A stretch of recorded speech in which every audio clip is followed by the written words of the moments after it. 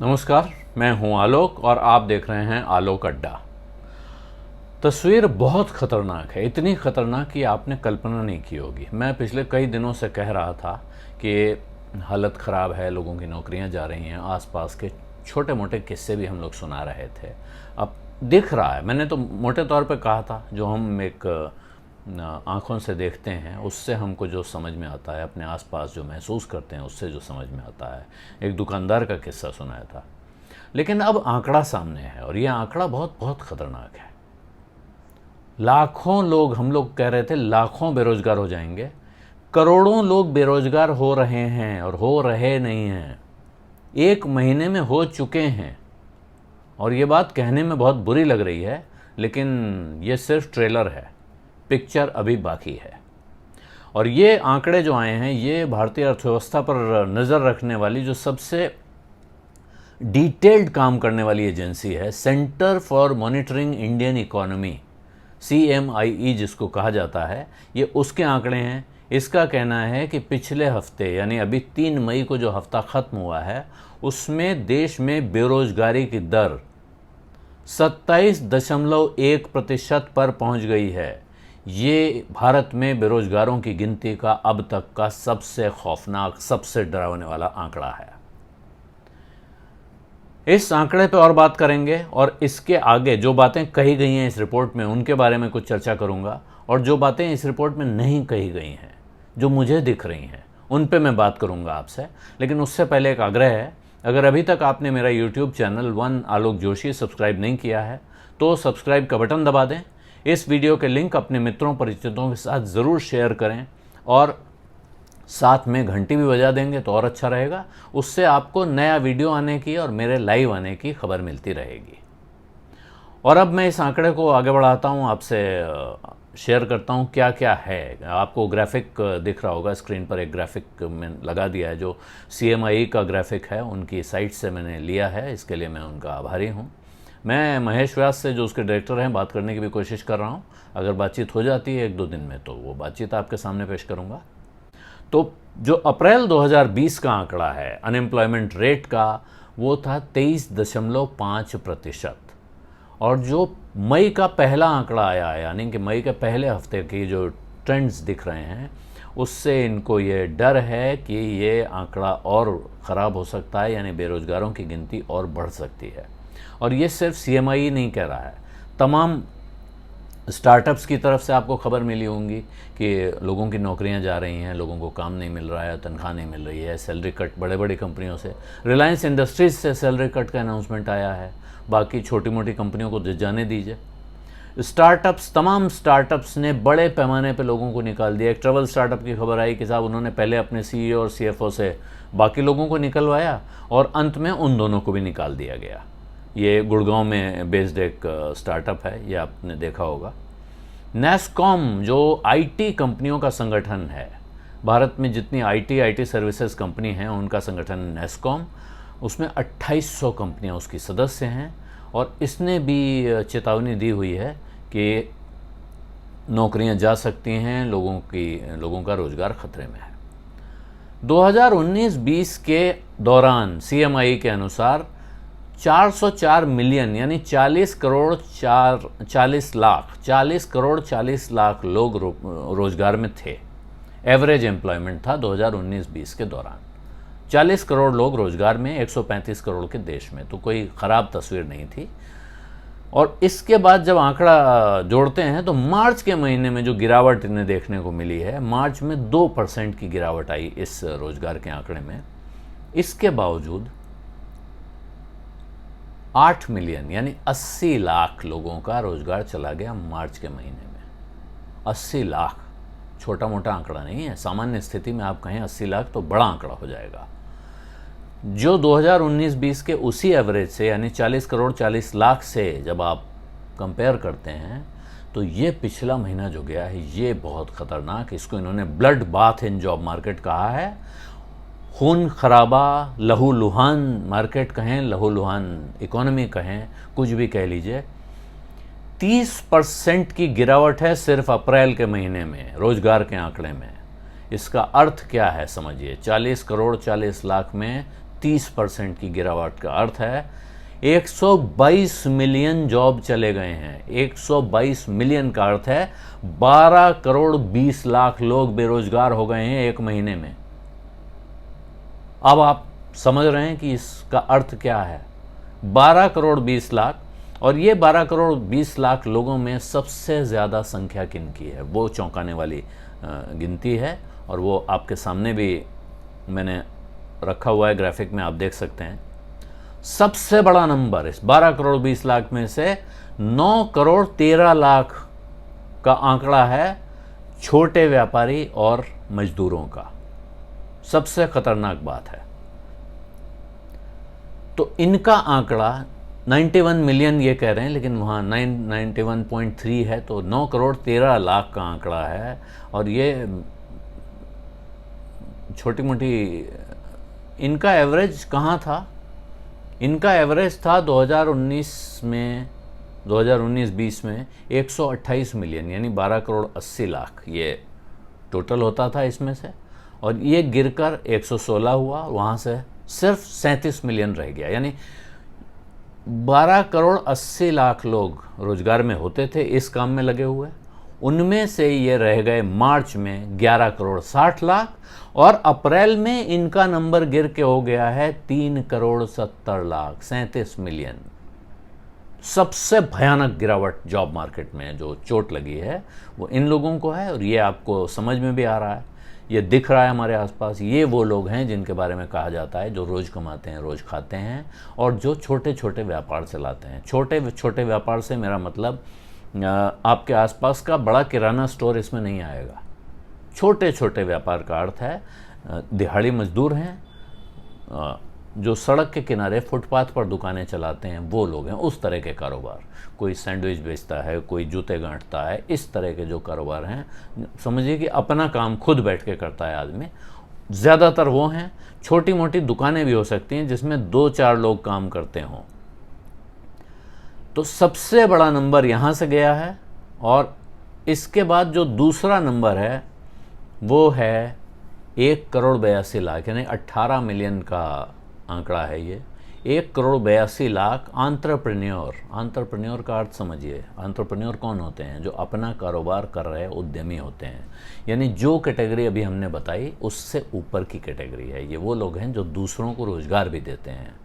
ऐसे लगभग 1.25 करोड़ से ज़्यादा लोग बेरोजगार हो गए हैं, और ये आपको दिख रहा है।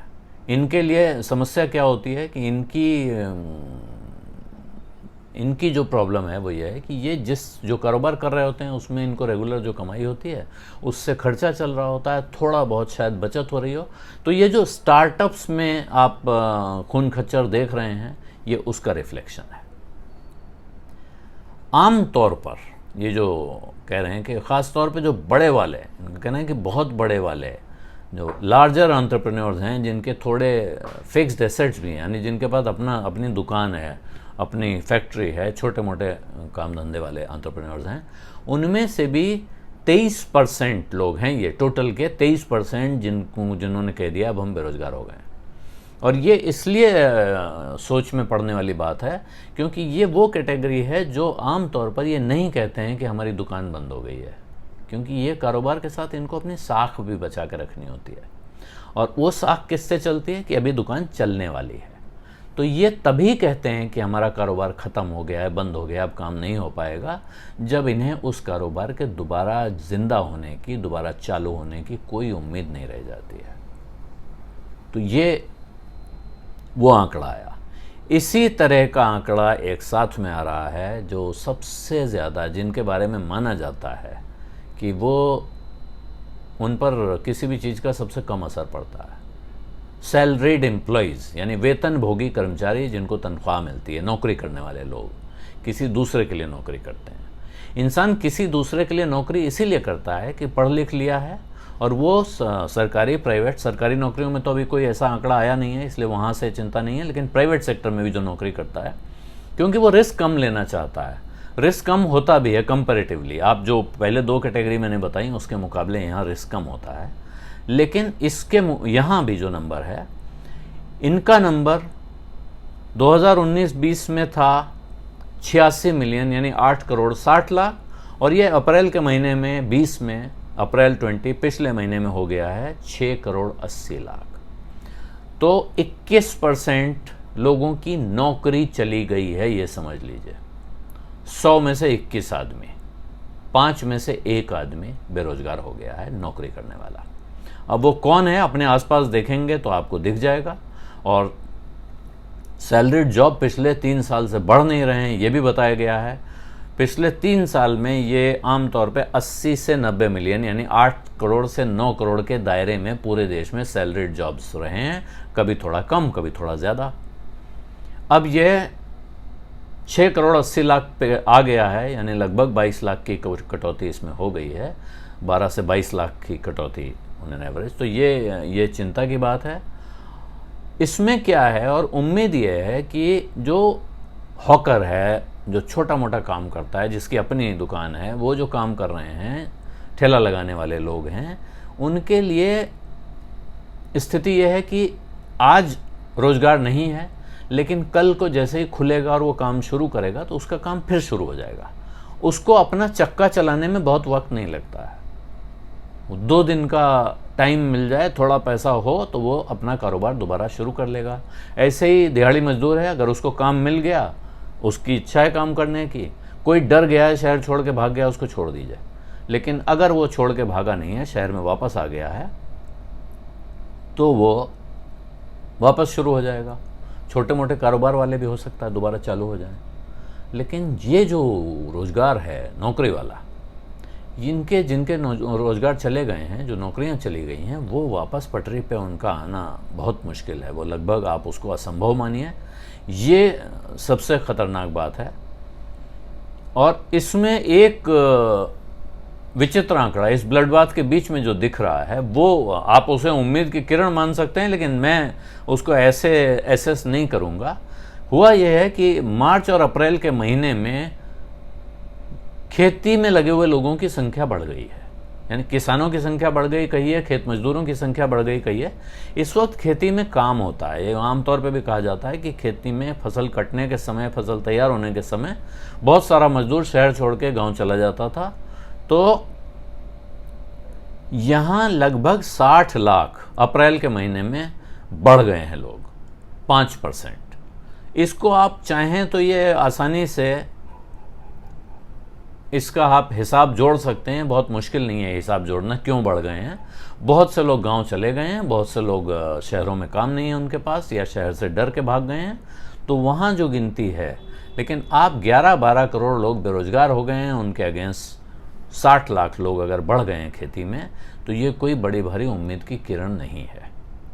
और अब मैं जो ज़्यादा खतरनाक बात, जो इस सर्वे में नहीं है, लेकिन मैं आपको ये कहना चाहता हूँ, जो आंकड़े में नहीं आया है, मैं आपको वो डरावना सच बताने की कोशिश करूँगा, और बताना पड़ेगा, मजबूरी है, कोई डराने का इरादा नहीं है। लेकिन ये सोचिए होता क्या आज की तारीख में। पहले अभी भी हो रहा है, बहुत से लोगों को नौकरी से निकाल दिया जाता है, ये कह के कि हम आपको निकाल रहे हैं।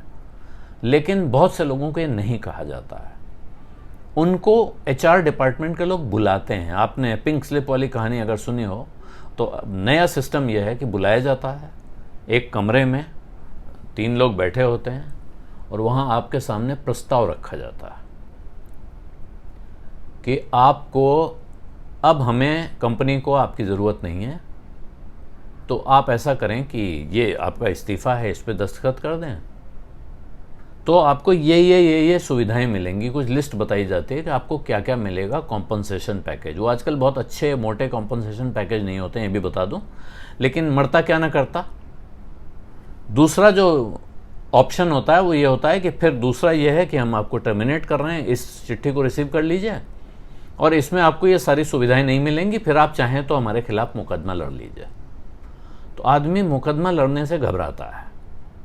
ये कोई कहता भी नहीं मुकदमा लड़िए, उसमें है कि अगर आप ये मान लेते हैं तो अच्छी बात है, हम आपको एक लॉलीपॉप दिखाया जाता है कि ये फ़ायदे मिल रहे हैं, इसलिए आप मान जाइए, वरना हम आपको टर्मिनेट कर देंगे, ये नोटिस की तनख्वाह मिलेगी। इसमें कोई समझदार लोगों को पता होता है कि ऐसे में फिर लड़ना एक रास्ता है, मुकदमा लड़ना। लेकिन मरता क्या ना करता, आदमी सोचता है चुपचाप जो मिल रहा है ले लो, फिर कहीं नौकरी ढूंढी जाए। ये भी रहेगा कि मैंने इस्तीफ़ा दिया है, नौकरी छोड़ी नहीं है, तो इज्जत भी बची रहेगी। मिडिल क्लास में आपको पता ही है इज्जत बड़ी चीज़ है, उसको बचाने के चक्कर में ज़्यादातर लोग उसको स्वीकार कर लेते हैं और कंपनी अपने को कवर ले लेती है कि उसको अब मुकदमेबाजी में नहीं फंसना पड़ेगा।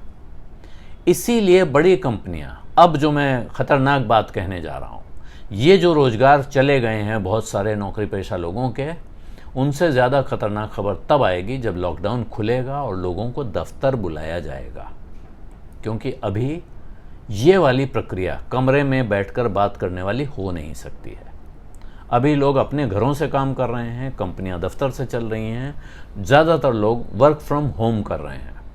उस वर्क फ्रॉम होम में बाकी सारी सुविधाएं तो हैं जहाँ जहाँ हैं, बहुत से लोग नहीं कर रहे हैं। हो सकता है उन फैक्ट्रियों में जो लोग जहाँ जाते हैं वहाँ HR वाले बुला के कह रहे हों कि जाइए कल से मत आइएगा, या अब आपकी हाफ शिफ्ट लगेगी, हफ्ते में 3 दिन आइएगा, तनख्वाह नहीं मिलेगी, आधी मिलेगी, कम मिलेगी, वहाँ चल रहा होगा। लेकिन एक बहुत बड़ा सेक्टर है सर्विस सेक्टर जिसको कहते हैं, या ऐसे दफ्तर, ऐसे कारोबार जिनमें लोग घर से काम कर सकते हैं। उन दफ्तरों के HR डिपार्टमेंट इस वक्त तैयारी में होंगे कि जिस दिन लॉकडाउन खुलेगा उस दिन हमें किस किस को बुलाकर कमरे में ले जाना है। और तब जो आंकड़ा CMI की तरफ से आएगा, मुझे डर है कि वो और ख़तरनाक होने जा रहा है। जब आएगा तब देखा जाएगा, उसकी तैयारी करें। फ़िलहाल मैं आज की बात यहीं ख़त्म करूँगा, इसमें इजाज़त दीजिए। और एक आग्रह फिर से करूँगा कि इस वीडियो के लिंक अपने मित्रों परिचितों को ज़रूर भेजिए। बात बहुत डरावनी है, ख़तरनाक है, चिंताजनक है, लेकिन जानना ज़रूरी है इसलिए। और अगर आपने मेरा YouTube चैनल वन आलोक जोशी अभी तक सब्सक्राइब नहीं किया है तो सब्सक्राइब का बटन दबाना न भूलें, साथ में घंटी भी बजा देंगे तो नए वीडियो की लाइव आने की खबर मिलेगी। धन्यवाद, नमस्कार। अपना ख्याल रखिए, घर से बाहर मत निकलिए जब तक ज़रूरी ना हो। और जैसा मैंने बताया, इस भयानक हाल में जिस किसी की थोड़ी बहुत मदद भी आप कर सकते हो वो ज़रूर कीजिए।